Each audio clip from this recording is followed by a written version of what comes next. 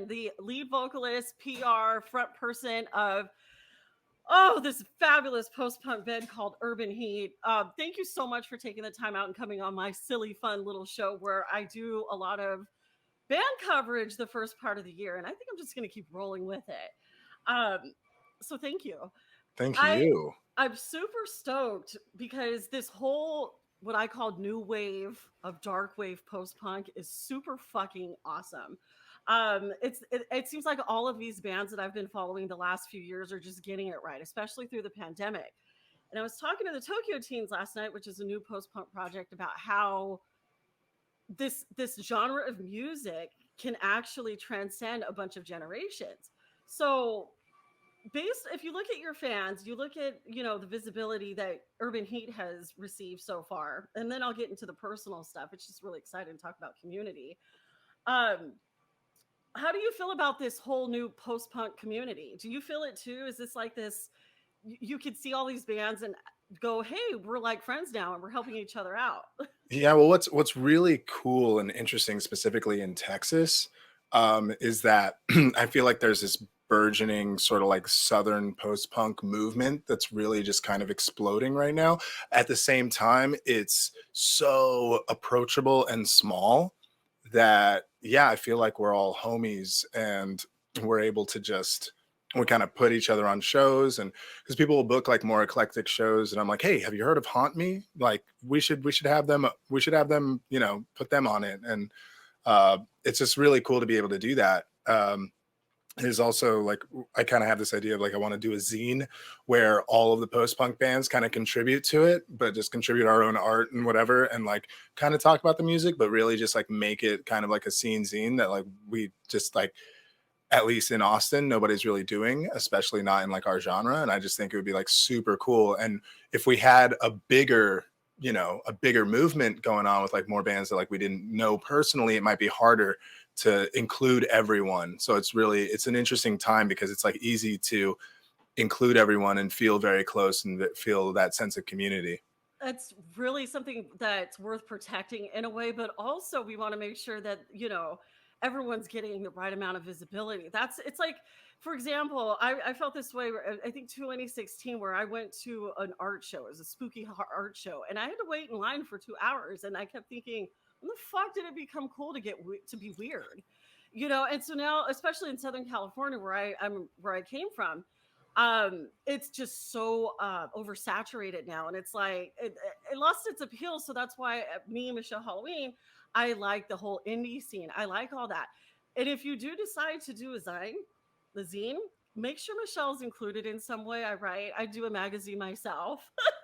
Absolutely. So Absolutely. Michelle, just keep me in mind. But that's a really, really good idea because it also keeps the little band of community close. But wait till Depeche Mode hears about this. Wait till fucking The Cure hears about this. I told Dusty Gannon, he could probably like one up Robert Smith, at this point. Robert Smith could retire thanks to Dusty Gannon, a Vision video. Mm-hmm. And speaking of Depeche Mode, and my questions are going to be all over the place, so forgive me. Cool. With Depeche Mode, when I first saw your music video, I think I listened to you before I actually watched like an Urban Heat music video. Your energy, okay, besides the amazing voice that you had and Kevin and Pax's playing skills, you have this Dave Gahan energy. So I'm sitting here watching you go around stage. You're just absolutely hypnotic to watch. You make me want to dance. And I'll admit that there's times where I'm going throughout my day and all of a sudden I belt out Urban Heat lyric, and my kids are like, oh, you and your music. You're tremendously busy between family life, writing music, performing in Austin. How do you manage to keep such an uplifted attitude and then uphold your onstage energy? And presumably, I know you're got to be fit and healthy, like to dance around for a good hour like that and just be like, yeah, I'm fine. That's like, oh, I'm not fine. I am just so dead by the end. Oh my freaking Lord. So energy wise on stage, I do train specifically for that. That's like why I go to the gym, is like, okay, I want to be able to like have my breath like in between these, from song to song. We also sometimes will plan out a good 30-second, 45-second interlude in Mm. between tracks. So like I have a second to like wipe sweat, grab a drink, and um not last weekend, Kevin just like he just kept going right into the next one. I was like, oh my God, I'm dying. And it was outdoors too. And that's so fun wearing all black in the summer in Texas. It's gonna be a fun summer. It's not Um, even summer yet. I know, I know. Yeah. But honestly, the way that I kind of compartmentalize a little bit with my performing persona and my day-to-day self. My performing persona, I refer to them as they because I'm just getting to know them. I'm not sure what their name is yet. I look at it as like my job in my day-to-day life is to make sure that they can do their thing by the time they get on stage. So I make sure that like I have, I've practiced my guitar licks, like I won't get in the way with that. I make sure that they've eaten 4 hours beforehand. I do everything. I view myself as like their personal assistant. I love And that. so that way, when everything's right and it's time to get on stage, then they can do their thing. And so it doesn't matter what kind of day I've had, what kind of week, where I'm at. Like they've just been kind of like a genie in the bottle. They went back in the bottle after the last show and they're just like waiting to come out. So they're still like on the high of whatever the last gig was because they haven't really been out in the world. It's like my imaginary friend who I goes on stage. I'm about that. And I do a lot of like spiritual thinking, and I tap into a lot of the fact that I'm a Pisces, but I actually love that because it's actually a form of self-care, self-love. You Mm, are actually taking care of, I'm going to just say, for me and what I relate it to is my inner child. That's who I'm living out as Michelle Halloween every day, even though this is who I mm, am. Really, this is mhm. just me. I just put on different color wigs because I don't want to fuck up my hair. Um, but it sounds to me like this is actually very fascinating part of the story that I love uncovering. I've never heard that before where you're like, this is this onstage persona, this imaginary friend that I have to take care of. You're taking care of you. It's just fascinating. I love that. Mm, That was a yeah. fantastic actor because I hear about the gym and water and regimens all the time. That was new, and I love that you're on this. It's a type of a spiritual thing, a self They care have type of they thing. have like their own scent. They have their own jewelry. There's stuff that I don't wear and there's smells that I don't like fuck with unless it's like time to get on stage. And it helps me like with the transition. It's like Hmm. putting the jewelry on, spraying the cologne. It's like, all right, I like we're love here. We're that. here now. That's really interesting to chronicle. I can't wait till you decide to put a name, to this persona. It's perfect. Just promise Mhm. me you'll never call it a stage persona, stage name. It's just an extension of you. Right. Oh yeah, absolutely. Absolutely. Because you're super nice, and what I'm getting is the same energy that I'm feeling when I listen to your music. Mm, So let's talk about your dynamic with Kevin and Pax. In 2019, you enlisted them to form Urban Heat. When you were composing your own analog sound, which I'll get to with the next question, were they always at the forefront of your mind when you decided, I have this vision for this particular band, or have you guys? I feel like from what I've read from your bio was that you came up with the idea of Urban Heat, and they were just right there with you. You chose them. How did it work out? it okay, so I had left my previous band. I was in a punk band, Mhm. but it was like electro punk sort of. So I wasn't, synths weren't like brand new to me, right? But I hadn't really dove, into analog synth sound design yet. And when I did, it was after my first child was born, and I got, just got real nerdy about it, and it was real fun. Real this like whole new world of like, creating sounds that don't Mhm. exist, and Yeah. um, and then also using samples of instruments that I can't afford that other people have sampled and just found sounds and things. And I created a set and I wanted to do this. I had imagined doing it solo. I created this set and I imagined doing it solo and didn't like what I saw. Right, I didn't want to perform by myself, and so I approached Kevin, actually my friend Dino, who was playing drums initially when we had a drummer, um, and I asked them to sit in on this, on a show with me. I had booked a show and I asked them to sit in. And when I played the stuff for them, Kevin was like, "Yeah, I'm not letting you do this as a solo thing. Like he was like, we're making a band." And this stuff, yeah, he really connected with it. And then I've known Pax for a really long time, and I wanted him to.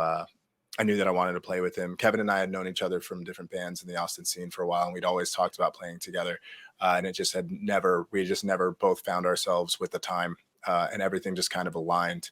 And it was kind of the same thing with Pax, where he was like, "Yeah, no, I'm not letting you do that on your own. Like, I'm not going to be your backing band. Like, I'm gonna be in this." And I was like, "Cool, let's do it."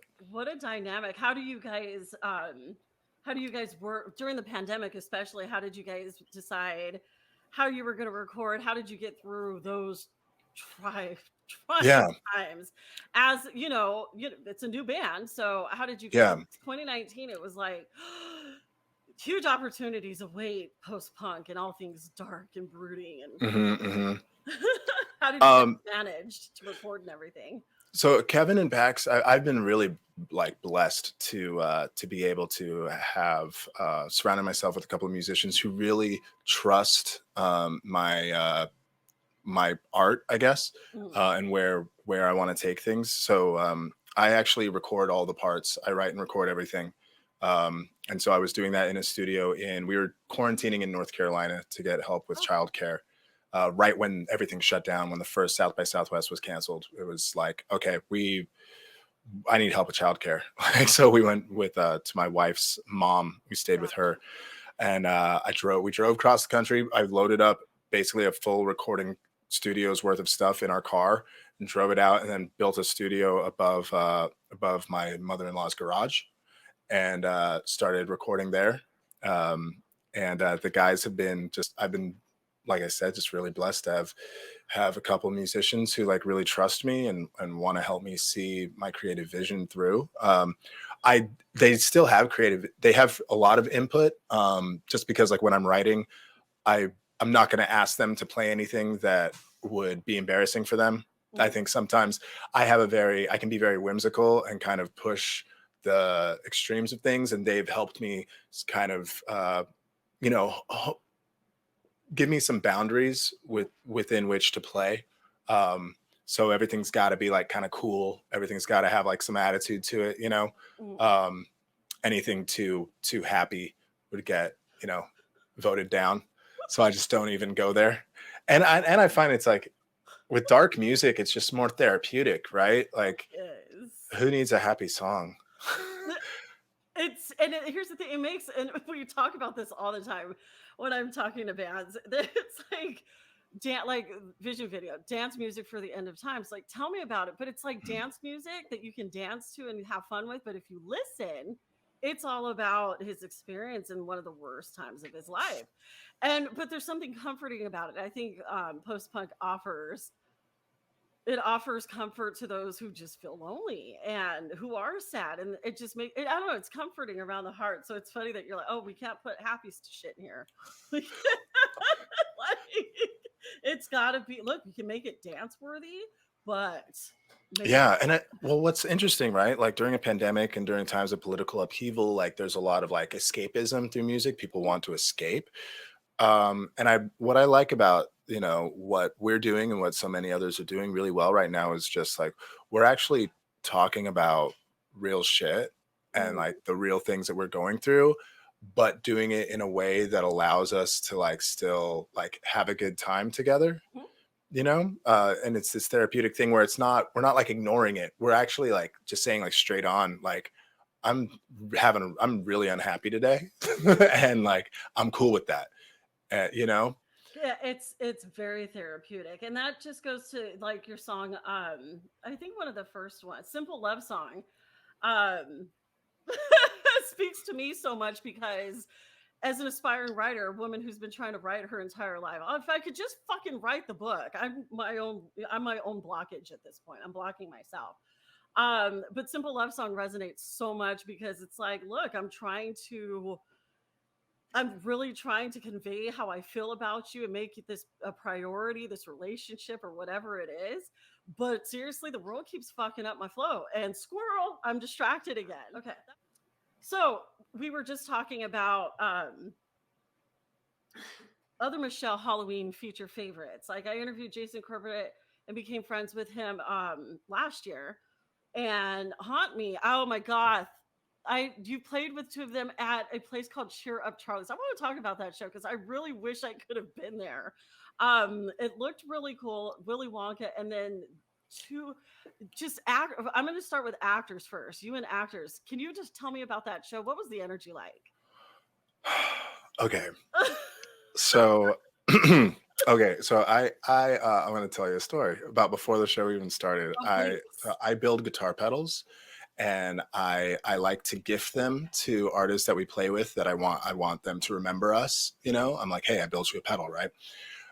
So they had a secret opener for that show, right? And it's because Boot Blacks was in town.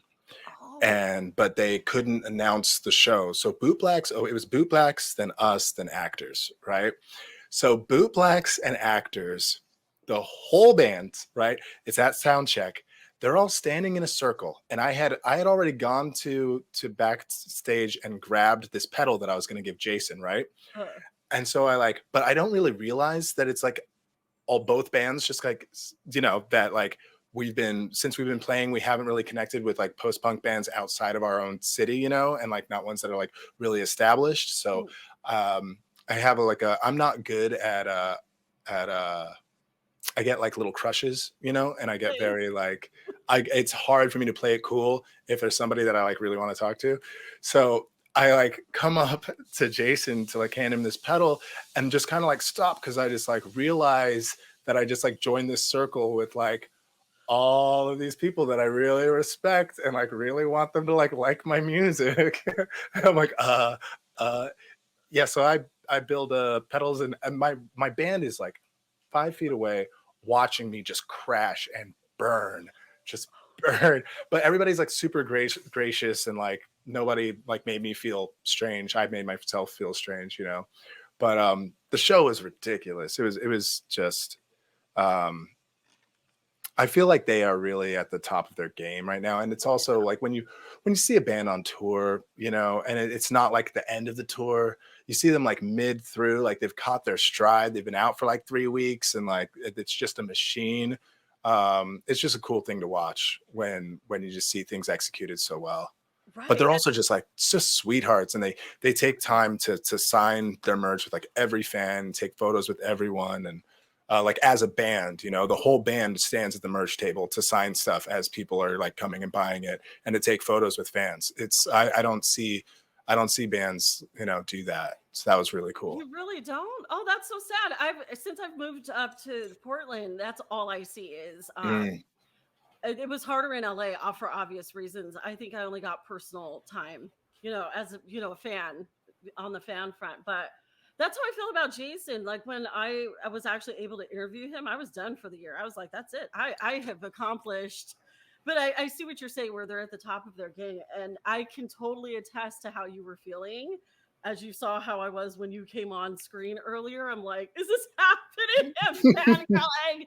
I get it. I have all of my little crushes, and I totally resonate with that awkwardness. But again, the community and these other bands that we look up to, they're just super welcoming. I just wish I knew what it was. It's just I don't know. Maybe it's because it's such a small community. I think the darker the music, the kinder the people who play it. Because the pain that we all and the awkwardness, and that's what I'm afraid of, is like if it becomes too popular. I was talking to Tokyo Teens about that last night. He's expecting this huge explosion of popularity with post-punk dark wave goth music, and I'm like, oh, I hope not, because I used to like Star Wars. I used to, you know, but when it becomes too popular, that's where I worry. And the relationships, how is it going to change the dynamic of the relationships between bands and, you know, fans, podcasters, people like me who really are there just to highlight. We're doing this because we actually love highlighting. Because, Yeah, yeah. so that's what I'm afraid of. I hope it never gets lost, because as I think actors is probably right at the top of like performing in fucking stadiums pretty soon. Well, I think what your concern about the scene and the genre having like a real renaissance, I think that it kind of speaks to, and this is why I don't think that you should worry too much. Maybe you should, but um, I think that so every genre has its fandom, right? Hmm. And its fandom is kind of part of like the vibe of its fandom is part of like whether or not like you kind of enjoy that music or not. Like there might be a band that like I like, but I wouldn't really go see because like I know that like their fans are kind of like douchey, or you know what I mean? And so as long as, through our work, through your work, right? As long as we continue to like keep the fandom to be something that's really special and tight knit, I think even as things grow, it's just a matter of like showing people who are just getting into it, like how you be. You Yeah. know what I mean? Like when you're at a show, you're like, no, this is how we be. You know what I mean? But at the same time, you only have so much control over that, right? I mean, there's definitely like a certain level where like it's just weird. I'm just worried about like music studios coming in and offering deals, and that can't be ignored. And I don't know, it comes to a three teeth situation. And that's why I keep bringing that up. I was talking Mhm. about three teeth because I watched it happen. That's part of why I do what I do. Is here I was watching this independent band. They get signed right before the pandemic. And, the lead singer is a nihilist. Like, this is what I loved about Three Teeth. But they got put up in Joshua Tree to record for the first part of 2020. That album has yet to drop. And then I keep hearing all this Mhm. back and forth because they're controlled by a studio.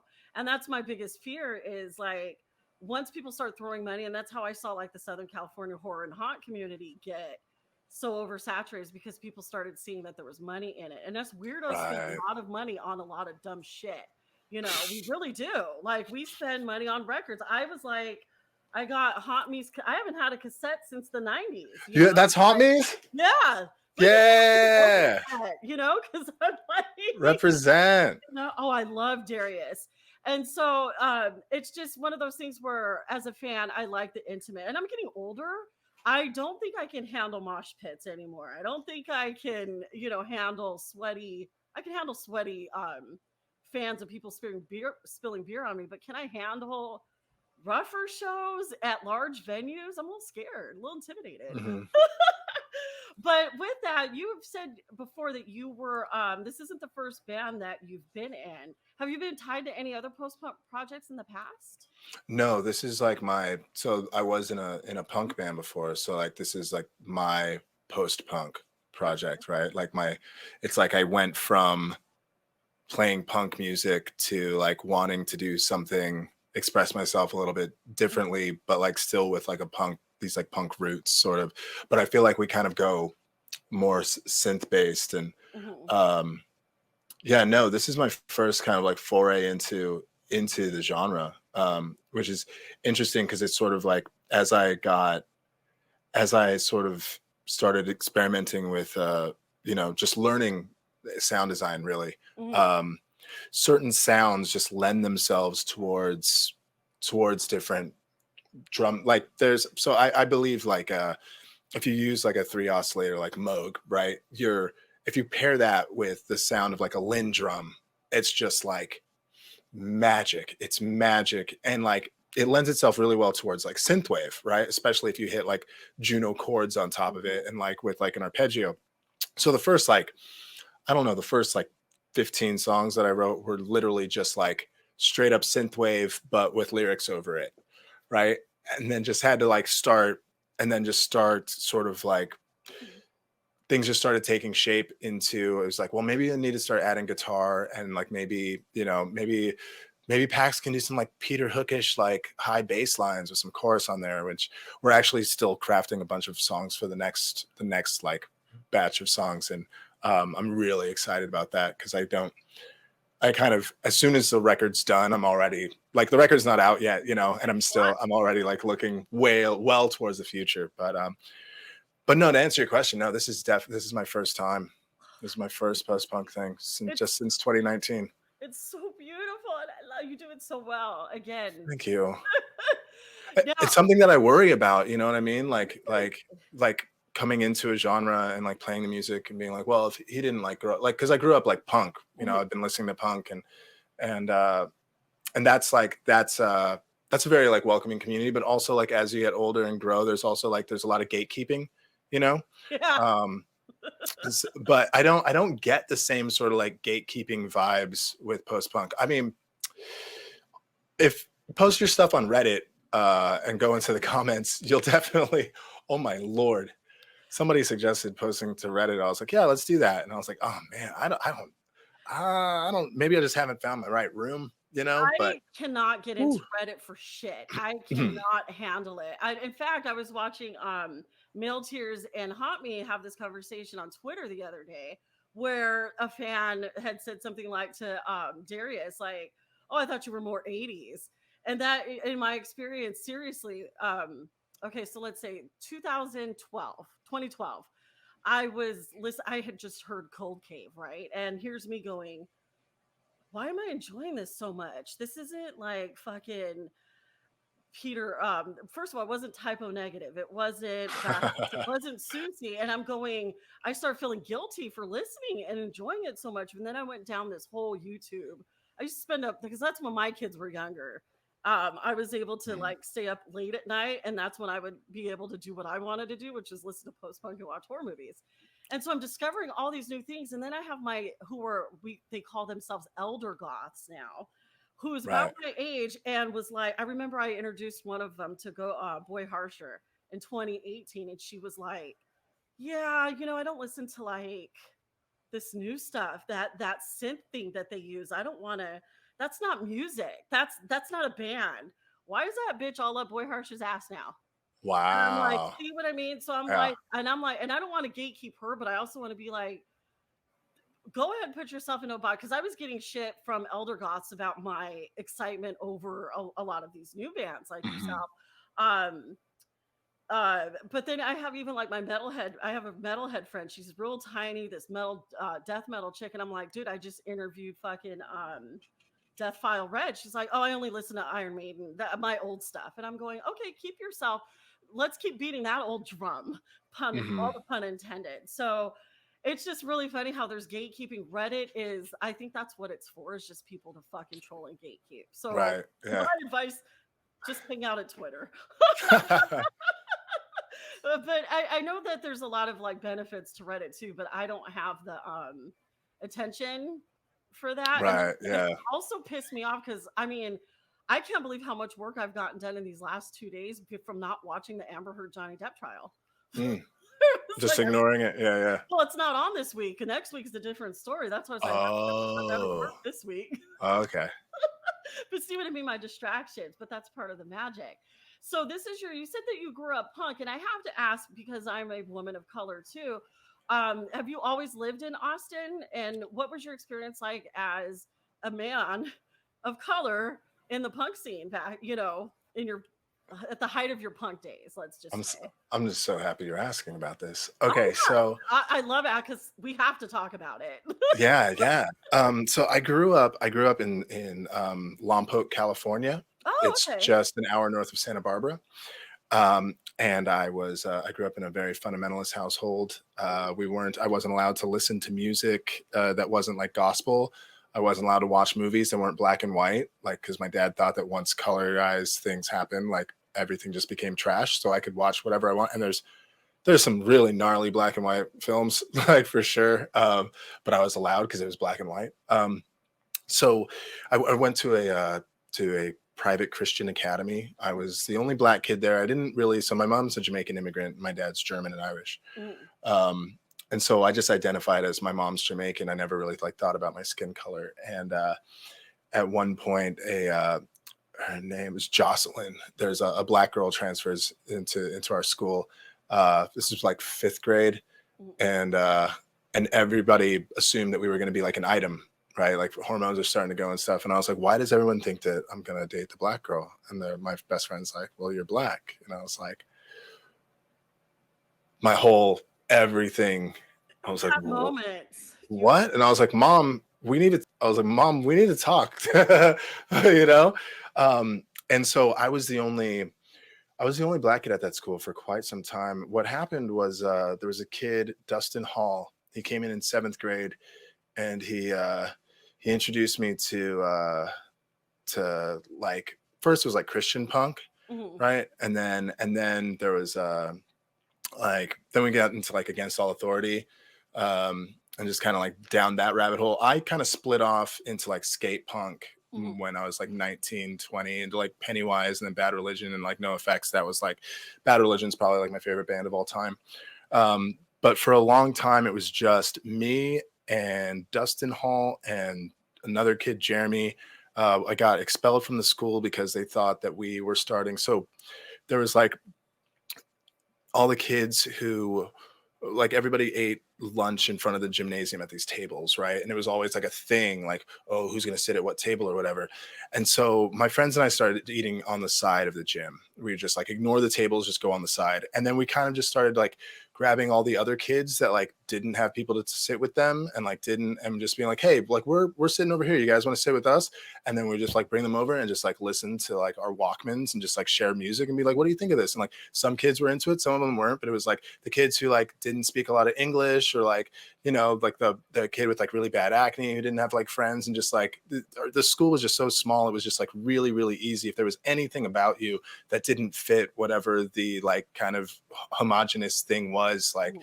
you were just like so outcast. So we just started this little like crew, and, you know, started like sharing the gospel of punk basically. And then my school, they thought that I was the ringleader of this. They're just like, we don't like this counterculture movement thing that you've got going on or whatever. And so I was asked to leave the school. They told my parents that they were going to expel me if they didn't pull me out. And then I went to another like smaller Christian school where there wasn't anybody to proselytize about punk to. Went back to the first school. The straw that broke the camel's back was a image I had drawn in art class. This was in 10th grade, where it was my friends and I, we were supposed to use colors to express emotion. So it was like silhouettes of 4 like punks on a cliff, with like Liberty spikes. Somebody else had a mohawk, right? And just like, this was my idea. Like when we graduated, we were all going to move to Canada. So it was like us on this cliff overlooking, like, it was like New York City, like skyline with like the Statue of Liberty and Twin Towers. But because we were using colors to express emotion, it was like purple and blue and peaceful over by my friends, and then like red and orange and fiery and chaotic in New York City. But it also kind of looked like my friends and I had like set New York City on fire, and we're like watching it burn. Uh, so I'm I confused. was, What's the problem? yeah. Uh, and honestly, like, I kind of tucked my tail between my legs for a while because of that expulsion and seeing what it did to my parents and stuff. And I was like, man, maybe I should just do like what they wanted from me, you know, what they wanted me. And then I went to a public school and met a girl who showed me Deftones, and Oh, that was the end of that. Listened to My Own Summer like in headphones in journalism class, and was like, oh, everything is different. And then I had to like do the whole, you know, we weren't allowed to talk about substance abuse or sexuality or anything like that, like growing up. So like as soon as I left the house, man, I got addicted to like everything. I did every horrible thing that I possibly could. I just played in bands and just lived just fast and reckless for a really long time. And it actually took, I found myself using heroin at, I think it was 24 or 25. I was using heroin like every day. And so I booked a ticket to Haiti, to oh, go to a reforestation volunteer project where it was like all whole food, vegan. The whole thing was about your own spiritual journey and stuff. And I was like, I'm not going to a clinic, because like if I go to a treatment center, I'm going to meet somebody else that I can use with, and it's all going to go downhill from there. And I was like, I want to get clean. So I went to Haiti for 3 months and lived in a tent and planted trees. Got really sick. Um, and came back to the States and was like, I just wanted something different out of life. I started meditating and using like vibration, using Yeah. sound in my meditation, right? And just like a om. And so kind of like that was actually, kind of trying to recreate that with synths like after the punk band. But yeah, I mean the punk band thing started from, man, this is a roundabout way to answer your question, but No, I keep going. so This is very intriguing. Yeah. I started a band called Black Exploitation with some friends. It was an all black band, all black punk band that basically like rose out of the you know, we were like kind of like anti-police brutality. We were kind of like wanting to show like other black kids in Austin that like that you can play guitar and you can play drums and stuff. Like this is cool. There's like other ways to be, and that was cool. We did that for like 6 years. We played Afropunk Brooklyn like several times. We played Afropunk Atlanta. Did a bunch of like Red Bull sound select shows around the country. Did some tours.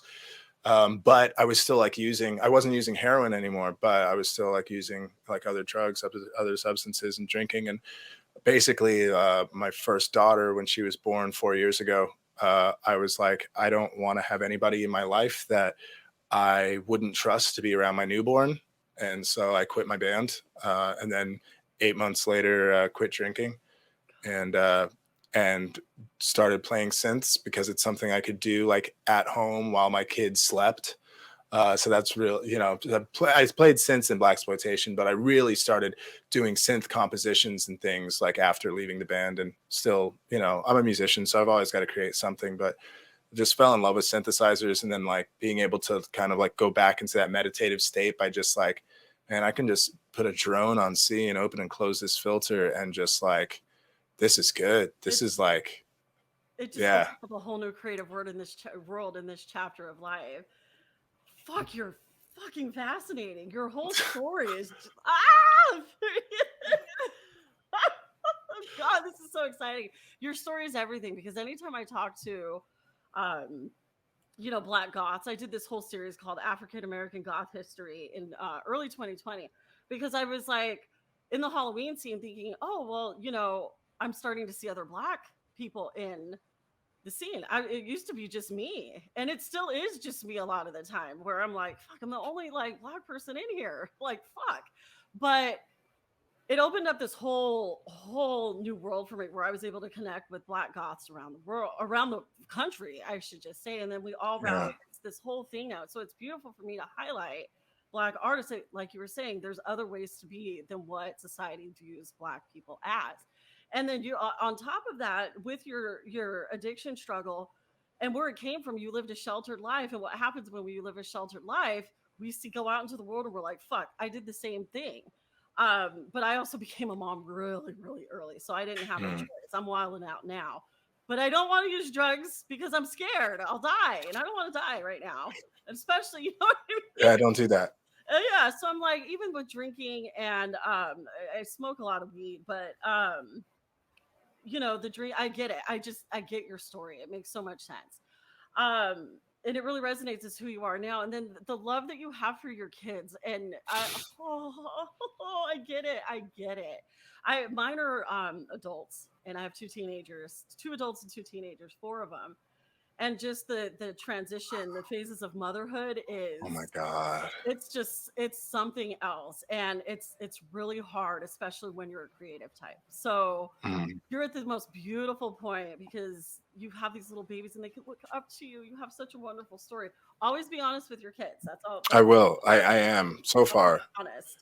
Our my 4-year-old Tuesday, she is getting into Halloween's her favorite holiday because she's like spiders and ghosts and bats, and her favorite dress to wear is like, it's definitely a Halloween costume, but it's like a black, like it's got spider webs on it, like this black lace thing, and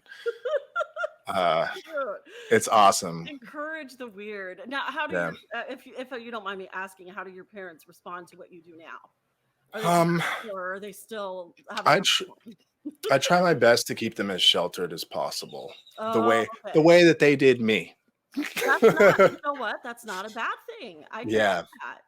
My dad, he said we were on our way to a Seattle gig and I was dropping my kids off with him and I had already gotten my nails done. And my dad, like, he was like, Johnny, your nails are black. Like I had a condition or something, you know, like, and I watched him process and realize like that I did it myself. And he's like, oh, okay.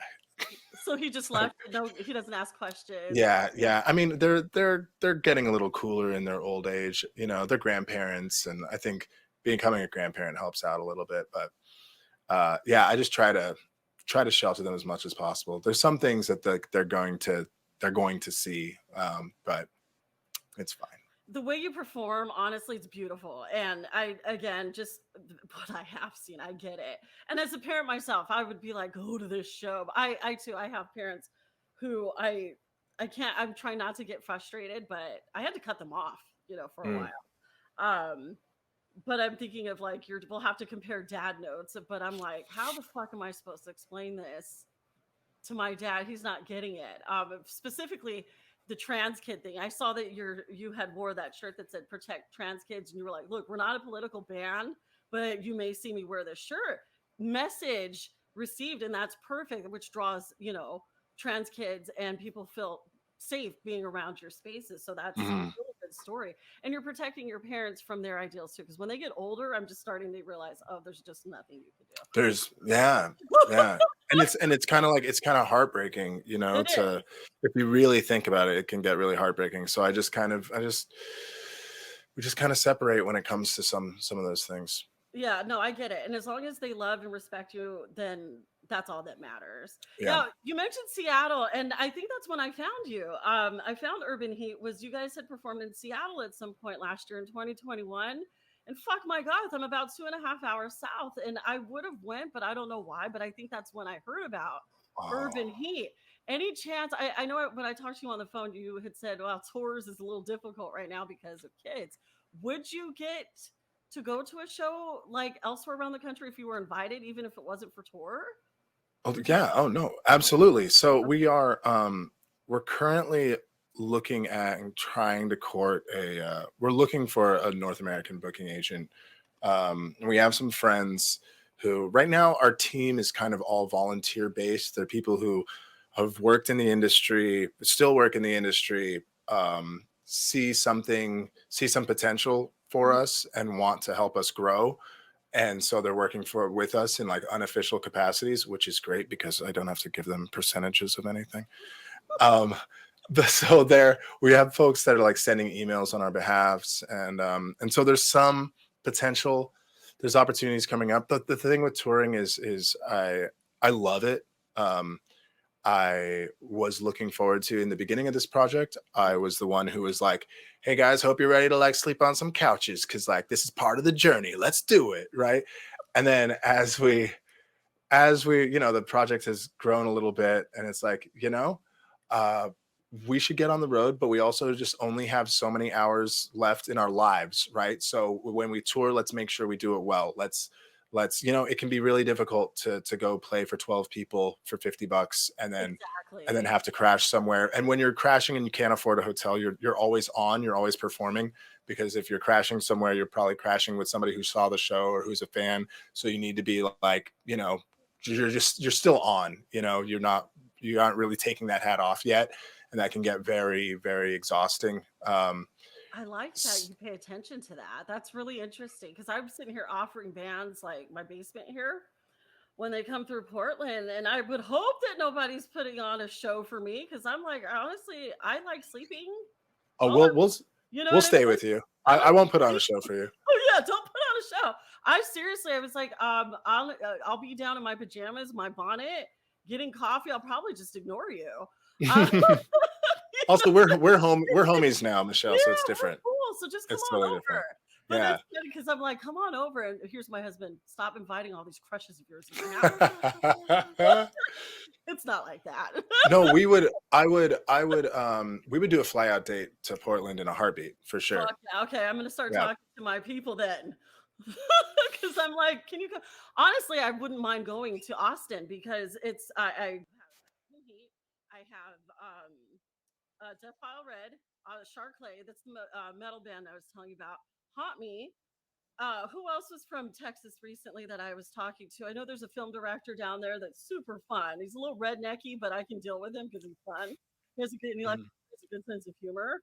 Um, he showed his ween on screen, so I mean, that's got to be something. But I wouldn't mind coming to Texas, just not this year. Maybe next year. Yeah, I mean, I'll do. But wait till it's cooler. well, and the other thing out here in Portland, it's not coming from Southern California, which is to me the butthole of the earth, but apparently it's not. That's like Texas and Florida. But it's the summers here. The one summer I've experienced was shit compared to. Mm. Oh, hot! It's 75 out. I'm like, I can't swim in this. I've gotten used to it. It's a really cool place to live. So you can come to Portland anytime. Okay, so Urban Heat earned slots at South by Southwest twice, once in 2020 and 2022. So like 2 months ago.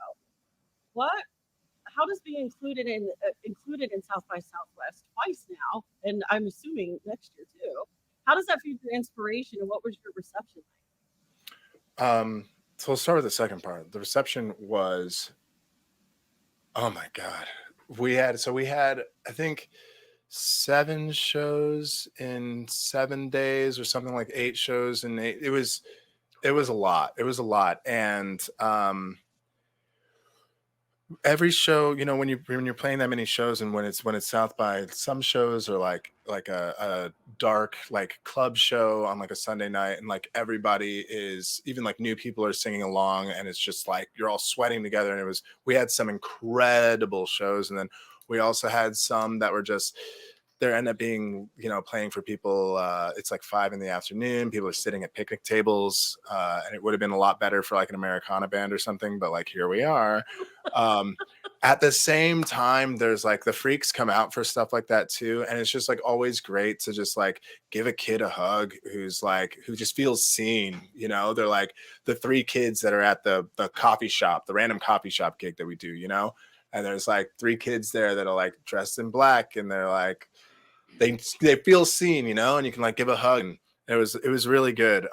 We met a couple of our networks got a lot larger. I think our stock kind of rise a little bit due to South by. You're always hoping that you'll get like when Rolling Stone does the article, like the photos, like maybe they'll think your photo is interesting.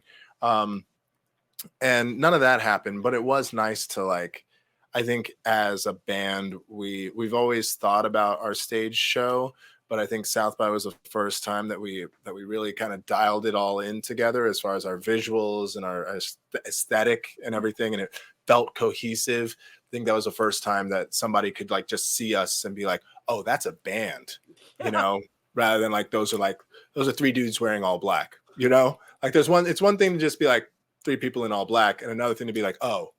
I think the fishnet probably helps a lot. It does. It does. As far as inspirationally, I think a lot of creative outlets require you to become very good at tempering your expectations. That's right? true. You have to get very good at like hoping for the absolute best and being absolutely okay with, like an opportunity presenting itself in your palm, and then just like watching it like sand get blown away. And you have to be cool with that and just keep your hands open for like more opportunities to come and blow away. And it's true. That's a really good way to put that. I try to tell my friends who get really distracted and when they don't feel like they're getting the visibility. This interview is going to be this feature, this conversation. I don't like calling my stuff interviews or features. I like saying these conversations that I have actually help inspire those who are like, shit, this went really well for me. And my experience too, like, oh, you didn't want to include me? Oh, it's because I'm the black token. Well, maybe this is time for me to work at networking myself in another direction. And it always works. Always works. So that's a good way of looking at it. Stephen King wrote, like, you're going to get rejected or let down more than you're going to get accepted and have that success. So it's kind of like, yeah, your expectations do just blow away. It's like, fuck it, they're deflated. Once you achieve that one thing, I want to know what happens next. That's how I kind of look at it. So now it's time to start working on the next thing. Like you said, the first album comes up July, right? July 26th. Woo, it's gonna be a party. We're having a party. Yeah. I might have to bring you back to do a live with me. Let's do it. I would love to do a virtual party with you to cover the album. I Um, will. I will have a party here, and I'll put you on a screen. I'll put you on a. oh yes, We can we can have an yes. interview on the screen. Like, yeah. I will do it. Okay, so last question, community support. And I always go back to this because this means more than anything to me. You look to fans to support and help get visibility for each single. Like the one that I really picked up on was, and I feel so bad because like these weird things kept happening and I made all these videos for you. And then like my kid needed me in California, so I had to take a secret trip to California, and everything's been wonky ever since. So I had stuff ready to go to help out with Have You Ever, but how with the support from your fans and the advice that you get from this modern day family of goth artists, have you ever experienced? I may have asked this before, but have you ever experienced such a community like this before? I know you said like the way it is with the punk scene. There's that gatekeeping just it's have you ever experienced something this profound and this beautiful? I haven't. No, no. I'm thinking about. So one of my last band, Black Exploitation, right? The one of the most poignant moments I had with that band was it gets difficult singing about like Black pain for mostly white audiences, right? And that's part of the reason why I left that band, was because we were singing very to the point about what was going on and about racism in our country, and like watching like white kids mosh to it just got very surreal and strange. But we got a Facebook message from woman in Baltimore while shit was going down, who had said like, your stuff is like giving me life, like thank you so much for, this was like during the protests, and she's like, she's working with an organization there, she's like boots on the ground, and she's like thanking us, like we should be thanking her, you know what I mean? And that just made such a huge impact. And I think the thing that's interesting is not to the extent of the context of that specific conversation, but we get messages like that like every week. Like that happened one time with Black Exploitation, and it like changed my entire like my outlook on it. Like I felt like so honored to be a part of that band, right? On a weekly basis, we get a message from somebody that's thanking us for like how the music's like helping them get through something, or like affecting them. And that feels very powerful. I feel like the community is, and the fans of this music, like it's like nothing else, I mean, fans at shows, like the way that we're able to like open up with each other and just like really connect on a human level, it's really beautiful. It really is. And this is why I feel it's so important to highlight it and share the stories, not just about the music, which is important, and instrumentals and the behind the scenes with the band, but also you as human beings and where you come from. You nailed it a lot, because I get frustrated all the time because I have such a white audience. And I'm like, okay, but I love you guys, but also like, am I doing the right thing? You're right. It gets really confusing and awkward. So I said it was the last question, but have you seen a bit more diverse crowds being in the post-punk, the shows that you have played? Are you seeing a little bit more diversity, or is it all about the same? No, it is more diverse, but I think that's also because myself and Pax being Black men in this band, I think that just us being in this band is sort of like a banner that we wave, that we're saying like, yo, it's all right, like Black freaks and geeks, come on out, like here's your spot, like it's okay. And so I think that by signaling that, I think we're contributing, I hope that we're contributing to a more diverse scene and a more diverse fandom coming out. Same. Because this is like absolutely, this is definitely for the Black goths. Right? I mean, it's for everyone, but like when you see a Black goth at the show, one, I'm like, please like it, and like I'm like, but then two, it's like, yes, fam, and for the most part, it's always just like, yes, like I see you, like we're seen, Do we do the nod? I mean, there's like, I feel like that nod is like, that's for like all Black people, right? I mean, especially in like white towns. I'm sure in Portland. Oh yeah. I'm sure in Portland I'd be given the nod. I'm always like, no, I don't give the nod. I'm gonna lie. I'm just like, it's be friends. I get Yeah. excited when I see Black people anywhere. We were counting them when we moved up here because I was like, did I just move into another really white area? So it's Right. it's actually a lot better. When I was at a coffin club enjoying Vision Video, the crowd was super diverse and it just filled my heart with glee. And Mhm. this is it is for everyone, but this is a moment for Black people to come out because we're weird too. It's okay. Those are things I don't know if I'm going to explain to my dad. Mhm. Yeah. Yeah. It's fine. I mean, John, that's yeah, go no, yeah. keep going, keep going. So the reason that Afropunk, it was first a documentary and then kind of became like a movement and then festival and like now like global brand that's like it's a little it's what it is. But the reason that it was so powerful in the beginning was I think that that was the first time that that term had kind of given a voice to given some definition to Black kids that felt like they didn't belong, Black Mhm. kids that like listened to punk, that there wasn't like a cultural really, it was just like a bunch of pockets of like individual Black kids all over who were like listening to this music, who Right. didn't realize that there was a community. And so just by giving it a name, Afropunk, it's like, oh, like I know where I fit here, right? Right. Like kids who've like hadn't growing up Black and like listening to heavy music, you're just like, it's difficult to find a space where people look like you. And so I'm curious, especially in this moment for post-punk, I'm really curious how this is all going to play out specifically for people of color. Mm. Because I kind of feel like we're in that sort of, I feel like we're in that moment again. Yeah, we are, and the fact that it's like everything that even as a Black, an older middle-aged Black woman, I'm still discovering things about my own culture and its roots where music, everything that is American came from us. You Hmm. you see what I mean? Post-punk came from us. Punk came from us. Rock and roll came from us. So it's nice actually it's to me being present in this post-punk community kind of goes, hey, we're kind of like, not that we're taking it back, we're more just we want to be included in something that we gave birth to, we created. I mean, who was it was Pretty Frankenstein, transgender led band. Gray Star actually posted some really good information on post-punk goths and Black goths during I forget what day did she post it? I'll send it to you.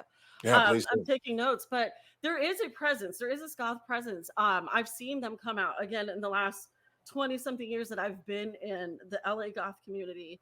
And even up here, I'm kind of hoping that my presence will draw out more Black goths because it doesn't seem like, aside from Shannon Funches from Light Asylum, there's me and then like two other ones who are really quiet. And I'm going, where are y'all at? I know you're here because I have Mhm. also made friends with Black witches and occultists. And I'm going, so if you're here, I know there's other Black goths here. You see what I Mhm. mean? And Yeah. I don't mind, putting myself into different social circles, but it would be nice if we could all converge because again, my time, I like to sleep. I Yeah. like couch time. That's where I draw my inspiration. I like hanging out with my family, most of the time. I have Yeah. teenagers. Sometimes I don't want to hang out with them. Most of the time I don't want to hang out with them. But you see what I mean? I think it is already present and you're doing the right thing, by waving that banner. Talk about it more. Thank you for using my platform to talk about it more. I wasn't sure, if I should bring up these things with you because hey, you had mentioned that we're not a political band, but I'm like, there's no way we can't talk about it based on the lyrics from your songs. We're going to talk about it. Yeah. Based on, yeah, yeah. And your story just absolutely floored me because it's so similar to mine. A lot of my Mm. that's what I was going with earlier. A lot of the Black goths that I have talked with came from Black parents who were into punk themselves. So I felt left out. Like my parents, I wasn't even allowed to listen to Prince when I was a kid because my mom thought it was too sexual. Yeah, And yeah. but she was super confusing about like, am I too white? Am I too what am I? What do you want me to do, mom? Like, Would she tell you all God's children are clear? no, she would say you're That was hanging out. My mom, well, the thing is, my mom's Jewish and my dad's Mm. Black, but my mom is not a practicing Jewish woman. So, I mean, I was raised loose Christian. So, but I was always, intellectual and intelligent, always in trouble because I talked, I asked questions. Mhm. So, yeah, my music taste became, I remember I was 10 years old, the defining moment like you had with, everyone thinking that you were going to date that girl because you're the two black kids in the school. My mom, I was sitting 10 years old watching Guns N' Roses on MTV, just like, welcome to the jungle, right? And my mom comes up to me and goes, "You're going to marry a white man."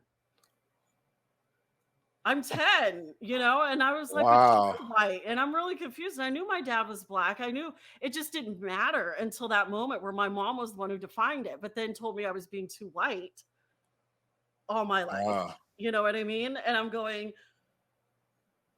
it was really confusing. So I was Mm. very sheltered. My mom, my sister will even admit that my mom sheltered us, but I went crazy until I started having kids like right after high school. Uh-huh. But yeah, it's a very similar story because I don't get to meet other, black friends that go who are, different, alternative or weird, um, with the same story as mine with the parents who are like, I had a conversation with my dad recently about, transgender kids, and I'm going, what are you, Clarence Thomas? Uh, Like what the fuck? Like I just yeah. didn't get it. So I Mm. don't know. It's just beautiful because honestly, the way I look at it at this point in my life, if it weren't for their mishaps as parents, I wouldn't be who I am today. You Yeah, know, definitely.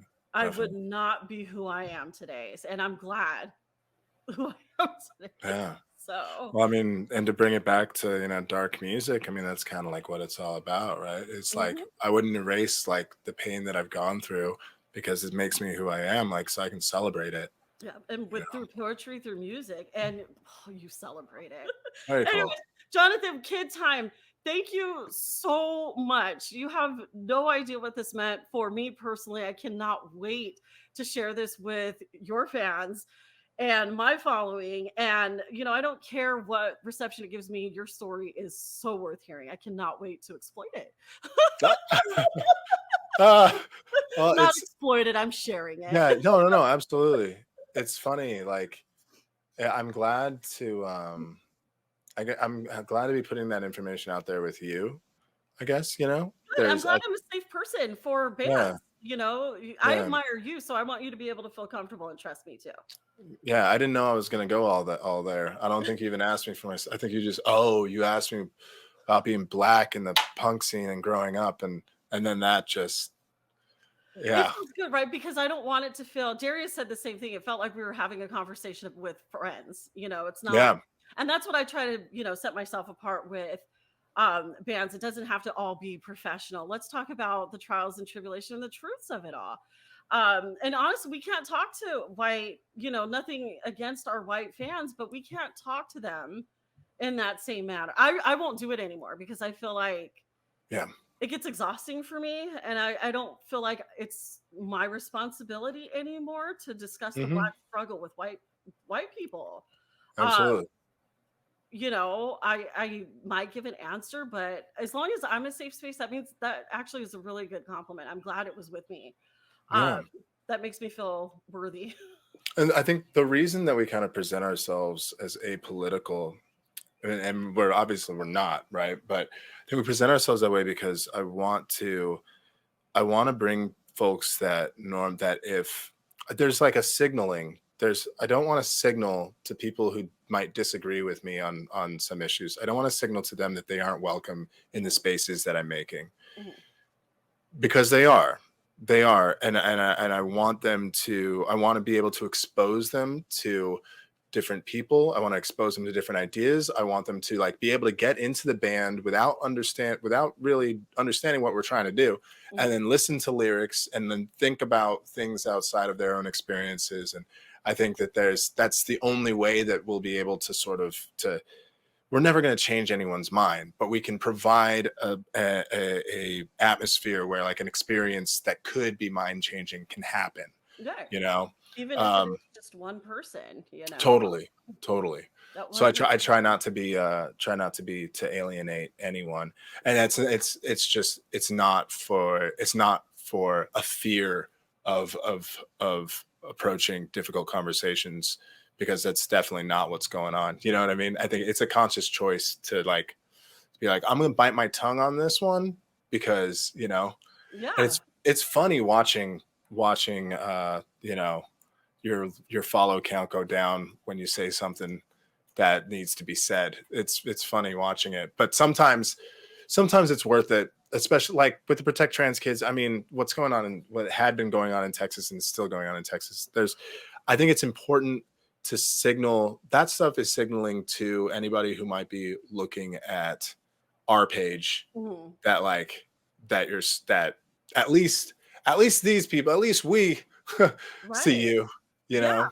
And that's just it. The same. The my space is a safe space for weirdos, especially. So if you're any type of weirdo that can identify with the content that I put out, let's talk. And again, it depends on energies too. Like Yeah. if my energy is if I'm feeling confrontational or you want to argue a point, I'm not going to do it. But you're right. I think we're not going to be able to change anything unless we have conversations or we're even though we might be uncomfortable in a space, if music is the thing that brings us together to have those difficult conversations, whether we change minds or not, it's a teaching thing. And it's not, I think what people need to get around is not thinking that we're trying to change your mind or change anything. It's not an insult. It's just, why don't you look at it from this vulnerable person's perspective, especially when the history that your history, my history, Dusty's history, listen to our story and then formulate your decision on people that are, queer, trans, or monogamous and cis straight relationships. It's just, I don't know. Post punk is beautiful. It's just this beacon, this dark light. It's a Yeah. beacon for people, and I think if any place or if any genre or place, it's going to be in this realm with people like us. Mhm. But I do think that's a great way to approach like your growing fan base. Like, hey, we're not here to talk about politics, but just know you might see the shirt on me, while I'm performing, and it's just a signal to those kids, like, we got you.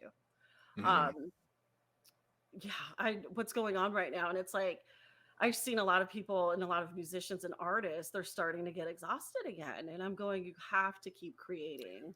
Yeah, You have that is to keep also a creating. big yeah, to be selfish, that's also a big reason for it because my last band was so political and it was so exhausting, and I wanna be able to do this. I want to be able to do this sustainably for a much longer time, you know? You're sharing your healing. And I think that's maybe that's why I'm so drawn to your music or just the fact it's pure talent, pure goodness. Is you're sharing your healing and it's not something that we should be doing alone. And I feel like you've Mhm. recognized that the healing is never going to stop. This is part of your life now. It's just changing one thing for another. Get obsessed with your music, get obsessed with yourself and your onstage persona. I will. I won't be upset if you name them something like Michelle. I knew you were gonna say that. Just saying. Yeah. Did I send you the link, the preview link to the EP? I don't think so. Oh, okay. I Yeah, don't think sure. so. I will do that right now. And I mean, two of the songs are already out, but there's four that you haven't heard before, so that'll be cool. And then there's lyrics. It's a SoundCloud link, and there'll be lyrics and descriptions, like a little story about each song, and then a story about the EP too. It's funny because when you talk about like sharing healing, it's almost like you read the press release on the EP. So that's why I was like, did you? No, I didn't. Yeah, yeah, It's you just just tapped my into that. my psychic abilities lately have been All right. insane. Thank you so much for this. I was Thank excited. you. You just made it better. Thank Yay.